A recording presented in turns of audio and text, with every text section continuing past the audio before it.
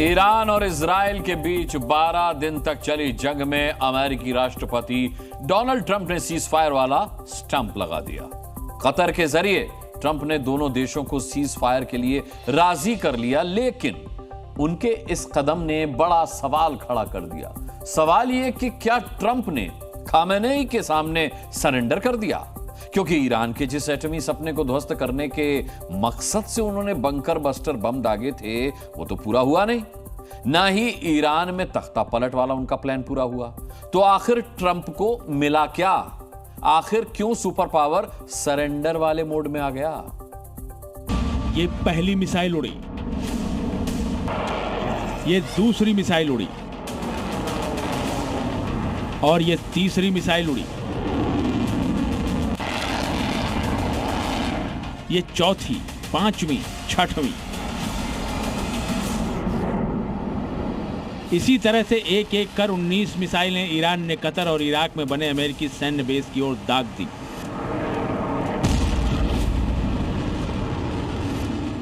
वो सैन्य बेस जो पश्चिम एशिया में अमेरिकी सेना की सबसे बड़ी रणनीतिक संपत्ति माने जाते हैं।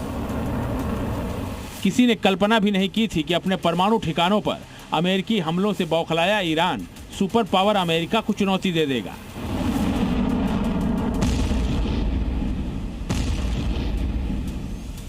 उसके सैन्य ठिकानों पर मिसाइलें दाग देगा, लेकिन सुप्रीम लीडर खामेनेई ने ऐसा कर दिया। बीती रात खामेनेई की हरी झंडी मिलते ही IRGC commander major general Mohammad Pakpour ने कतर और कुवैत में अमेरिकी सैन्य बेस पर हमले का आदेश दे दिया।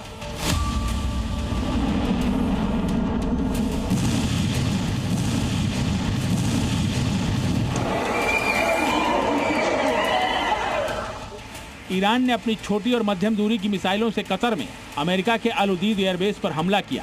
ये वीडियो देखिए, कैसे कतर के आसमान में ईरानी मिसाइलें गरज रही हैं और उन्हें रोकने के लिए कतर के एयर डिफेंस सिस्टम मशक्कत कर रहे हैं। कतर में अमेरिकी सैन्य बेस पर हुए मिसाइल हमले का ये दूसरा वीडियो देखिए। दंदनाती हुई एक के बाद एक मिसाइलें टारगेट की ओर बढ़ रही हैं। ऐसे में कतर के एयर डिफेंस सिस्टम एक्टिव हुए और फिर आसमान धमाकों की आवाज से थर्रा उठा।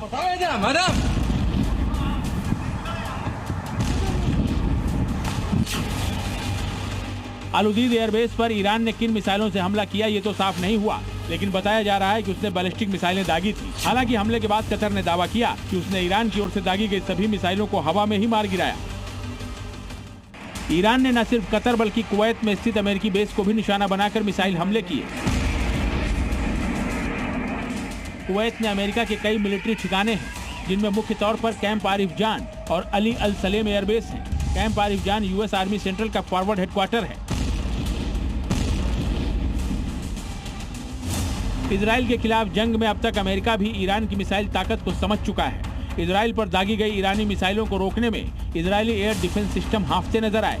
ऐसे में अमेरिका को भी ये डर सताने लगा कि अगर मिडिल ईस्ट के 10 देशों में उसके सैन्य ठिकानों पर ईरान ने मिसाइल स्ट्राइक तेज कर दी तो अंजाम बेहद भयावह हो सकता है।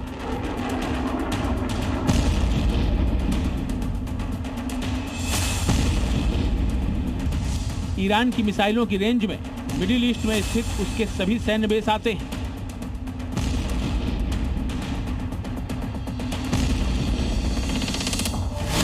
माना जा रहा है कि ईरान के इसी कदम के बाद ट्रंप ने इजराइल ईरान जंग में सीज फायर की पहल की। तो क्या यह ईरान के सामने ट्रंप का सरेंडर है? ऐसा क्यों कहा जा रहा है वो भी समझिए। परमाणु ठिकानों पर हमले के बावजूद ईरान अपना न्यूक्लियर मटेरियल बचाने में कामयाब रहा। चीन, रूस और उत्तर कोरिया ने ईरान को एटमी हथियार देने का ऐलान कर दिया। ईरान ने मिडिल ईस्ट में अमेरिकी सैन्य बेस पर हमलों की धमकी पर अमल शुरू कर दिया। माना जा रहा है कि इन 3 वजहों ने ट्रंप को बैकफुट पर जाने के लिए मजबूर कर दिया। खबर है कि इसी के बाद उन्होंने पहले इजरायली PM नेतन्याहू से खुद फोन पर बात की, फिर कतर के अमीर से बात की और उनसे कहा कि वो ईरान को सीज फायर के लिए राजी करें। कतर के प्रधानमंत्री से बातचीत के बाद ईरान ने युद्ध विराम प्रस्ताव पर सहमति दे दी। इसी के बाद ट्रंप ने सोशल मीडिया पर पोस्ट किया। इजराइल और ईरान के बीच इस बात पर पूरी तरह सहमति बन गई है कि पूर्ण युद्ध विराम होगा। ईरान और इजराइल सीज फायर के लिए राजी तो हो गए, लेकिन ये कब तक चलेगा कहना मुश्किल है। इजराइल ने ईरान पर सीज फायर तोड़ने का आरोप लगा दिया है। उसका दावा है कि ईरान ने उस पर कई मिसाइलें दागी हैं, जिससे उसे भारी नुकसान हुआ है। इजराइल ने ईरान को जवाबी कार्रवाई के लिए तैयार रहने को कहा है।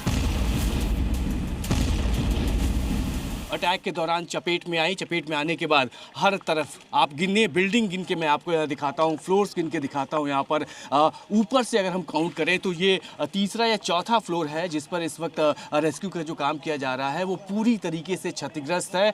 और पहली बिल्डिंग है, इसके ठीक बगल में दूसरी बिल्डिंग, तीसरी बिल्डिंग और ये चौथी, ये 4 बिल्डिंग जो है मेरे ठीक सामने दिख रही हैं, जो पूरी तरीके से डैमेज हैं, पूरी तरीके से इनको नुकसान पहुंचाया गया है। और जो लोग थे घायल भी हैं, अस्पताल में लोगों की मौत हुई है। लेकिन इस बीच अपने आप में जिस तरीके से ईरान ने ये दावा किया कि उसने अटैक किया, और अटैक करने के बाद जो तस्वीरें यहाँ निकल के आ रही हैं परेशान करने वाली हैं। हालांकि ईरान ने सीज फायर तोड़ने के आरोपों को खारिज किया है और चेतावनी दी है कि अगर इजराइल हमला करेगा तो वो पहले से भी करारा जवाब देगा।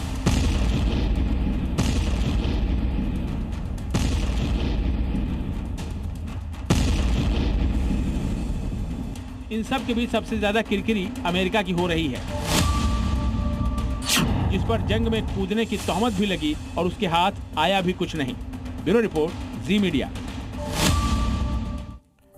ईरान और इजराइल के बीच 12 दिनों की जंग के बाद सीज फायर पर सहमति बनी। इस दौरान किसने कितने और कौन कौन से हथियार इस्तेमाल किए, आइए आपको बताता हूं। इजराइल ने ईरान पर हमले में 200 फाइटर जेट का इस्तेमाल किया। इजराइल के फाइटर जेट्स ने ईरान पर 350 से ज्यादा बम गिराए, जबकि ईरान ने इजराइल पर 450 से ज्यादा मिसाइल्स से हमला किया।